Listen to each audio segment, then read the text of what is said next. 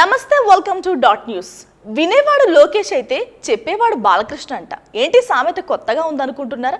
మరి అలాగే ఉంటుంది తెలుగుదేశం పార్టీ అధినేత చంద్రబాబు వ్యవహారం. ప్రతి నెల 1వ తేదీన ప్రభుత్వ ఉద్యోగులకు జీతాలు అందలేదని మొత్తుకుంటూ అరుస్తున్న చంద్రబాబు నవరత్నాలకు మించి హామీలు ఇస్తూ ఎలా ఉద్యోగులకు 1వ తేదీన జీతాలు అందిస్తారో చెప్పాలంటూ పలువురు మొహం మీదే కల్లాపి చల్లినట్లు ప్రశ్నిస్తున్నారు. ఇన్ని రోజులు దాచిన బ్లాక్ మనీని ప్రజల కోసం త్యాగం చేస్తారేమో అంటూ పలువురు సెటైర్లు విసురుతున్నారు.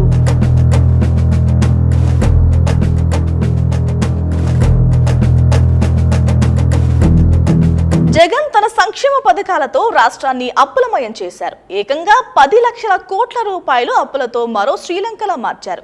వీటి దెబ్బకు ప్రభుత్వ ఉద్యోగులకు 1వ తేదీన జీతాలు అందలేదంటూ చంద్రబాబు, పవన్ తో పాటు ఆయన తోడు దొంగలు తెగ ఊదరగొడుతున్నారు. సందు దొరికితే చాలు తమ అనుకూల మీడియా ద్వారా ప్రసంగాలు ఇస్తూ రచ్చరచ్చ చేస్తున్నారు. జగన్ అసమర్థ పాలన వల్లే ఇదంతా జరిగిందని, ఈ 40 years చంద్రన్న సీఎం జగన్ పై నిప్పులు కక్కుతూ ఎక్కడా లేని బీపీ షుగర్ తెచ్చుకుంటున్నారు. కొందరు ప్రభుత్వ ఉద్యోగులు సైతం ఇదే భ్రమలో ఉన్నారు.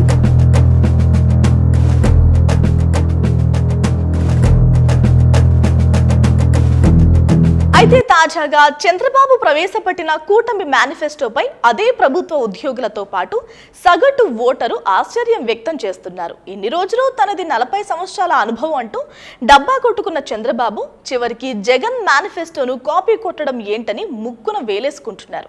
కేవలం జగన్ పథకాలతో రాష్ట్ర అప్పు 10 లక్షల కోట్ల రూపాయలకు చేరితే అవే పథకాలకు ఇస్తున్న నగదును మరింత పెంచడంతో పాటు మరిన్ని అదనపు హామీలతో చంద్రబాబు మేనిఫెస్టోను తయారు చేశారు.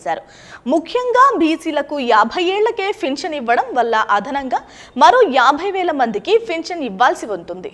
అలాగే ప్రతి ఏడాది రాష్ట్రంలో 1,45,00,000 మందికి ఉచితంగా గ్యాస్ సిలిండర్లు పంపిణీ చేయాలి.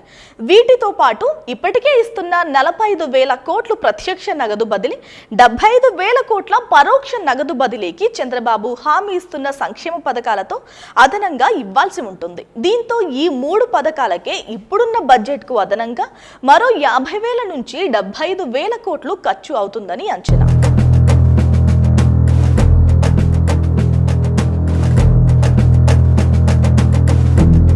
ఇదే ఇప్పుడు ప్రభుత్వ ఉద్యోగులను అయోమయంలో పడేస్తోంది. నవరత్నాల ధాటికే ఇంత అప్పు అయితే మరి వీటి పరిస్థితి ఏంటి చంద్రబాబు అని నిలదీస్తున్నారు. జగన్ హయాంలో కనీసం నెలలో ఏదో ఒక రోజున జీతాలు వస్తుంటే చంద్రబాబు అధికారంలోకి వస్తే 3 నెలలకు ఒకసారైనా జీతాలు అందుతాయన్న ప్రశ్న $1 మిలియన్ ప్రశ్నగా మారింది.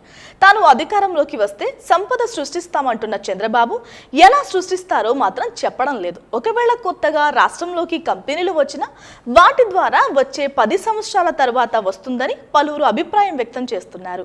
ఏది ఏమైనప్పటికీ ఇన్ని హామీలను అమలు చేస్తూ ఏ విధంగా 1వ తేదీన ఉద్యోగులకు పెన్షన్ ఇచ్చేది చంద్రబాబుకే తెలియాలి. Please subscribe dot news.